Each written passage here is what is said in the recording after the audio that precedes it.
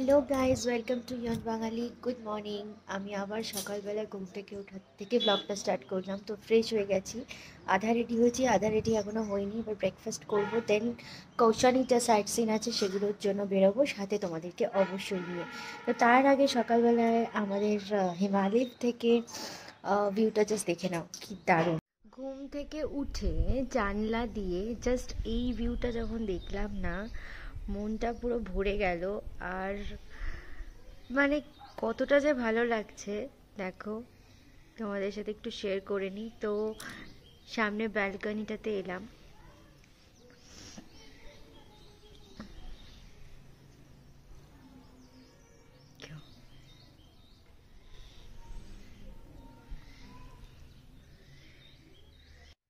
আমরা এখন কৌশানির টি গার্ডেনে এসেছি। এই যে উঠে গেছি, কয়েকটা সিঁড়ি দিয়ে উঠতে হলো নিচ থেকে, একটু হাঁপিয়ে গেছি, খুব একটা বেশি না। এইখান থেকে ভিউটা এরকম, আর এই যে টি গার্ডেনটা। এখানে এন্ট্রি ফি নিল পার পারসন 25 টাকা করে। জায়গাটা ভালো, কিন্তু আমার পার্সোনালি খুব একটা কিছু অ্যাট্রাকটিভ লাগলো না। তো এই হচ্ছে টি গার্ডেন, আর ওখান থেকে ভিউটা হচ্ছে এরকম। আমরা যাচ্ছি বদ্রীনাথ টেম্পল। দেখো পাশ দিয়ে নদীটা কি সুন্দর।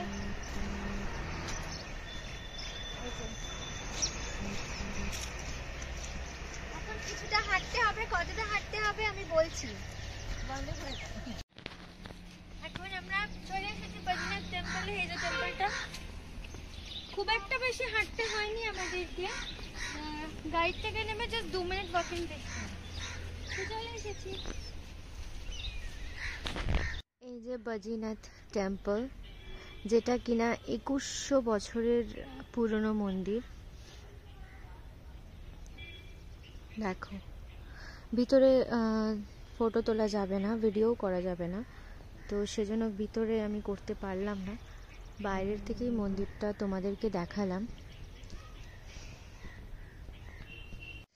বদ্রীনাথ টেম্পলের সামনে ছোট একটা লেক মতো আছে, তো এখানে চাইলে কেউ বোটিং করতে পারে। আমরা করব না, কারণ আমাদের হাতে টাইম কম, আমাদের এখনো অনেক কিছু দেখার বাকি আছে, তাই জন্য। তো এই যে, তুমি কি ফটোগ্রাফি করছো? আচ্ছা, বেশ। এখন আমরা রুদ্রনাথ ফলস যাচ্ছি।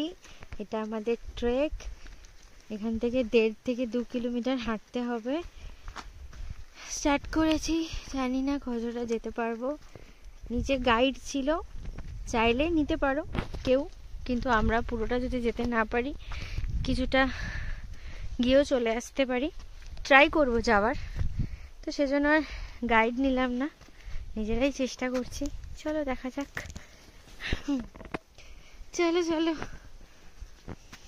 এই যে আমাদের ট্রেকিং এর রাস্তা।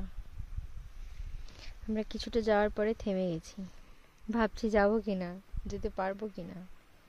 এই রাস্তাগুলো খুব স্লিপারি হয়ে আছে, বোধহয় কালকে বৃষ্টি হয়েছে সেই কারণে। প্রচন্ড খাড়াই। ওই পাহাড়টায়, ওইখানটায় হবে ফলসটা, আর ওখানে একটা মন্দির আছে, রুদ্রনাথ টেম্পল। কি করবে, যাবে? হ্যাঁ তাকাও। আমরা রুদ্রনাথ টেম্পল অ্যান্ড রুদ্রনাথ ফলসে যেতে পারিনি, কারণ ট্রেকিং রাস্তাটা খুব রিস্কি, কাল বৃষ্টি হয়েছে বলে, আর অনেকটা খাড়াই। তো বেশ কিছুটা গেছিলাম, তো তারপর এখন ফিরে যাচ্ছি। রুদ্রনাথ থেকে ফেরার পর এই হোমস্টেতে যাওয়ার আগে একটুখানি এখানটা দাঁড়ালাম। এই জায়গার ভিউটা ভীষণ সুন্দর ছিল, এখানে কয়েকটা ফটো তুললাম। দেখো জাস্ট কি দারুণ, মানে এখানে দাঁড়িয়ে দাঁড়িয়ে মন জুড়িয়ে যাচ্ছে। রুদ্রনাথটা তো যেতে পারলাম না, আর কি করব।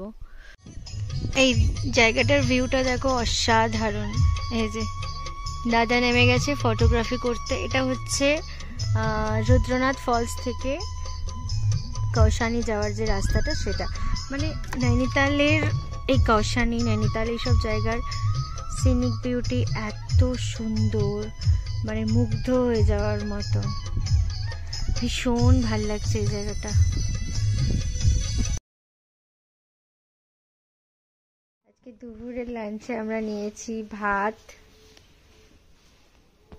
আলু পোস্ত বানাতে বলেছিলাম, এটা নাকি ওনাদের আলু পোস্ত, যাই হোক দেখি খেয়ে কেমন। আর এটা তো আমার আলু জিরা লাগছে, এটা হচ্ছে আলু ভাজা, আর এটা ডাল। তো ডিনার এই লাঞ্চটা করে নিই, খেয়ে নাও তাড়াতাড়ি। হ্যাঁ খেয়ে নিই। কোথায় যাবো আজকে আমরা? তুমি হাসছো কেন? খাবে না তো লজ্জা পাওয়ার কি আছে তোমার? And the vlog ends here with this mesmerizing night view. Seriously, viewটা সত্যি দারুণ রাত্রিবেলা।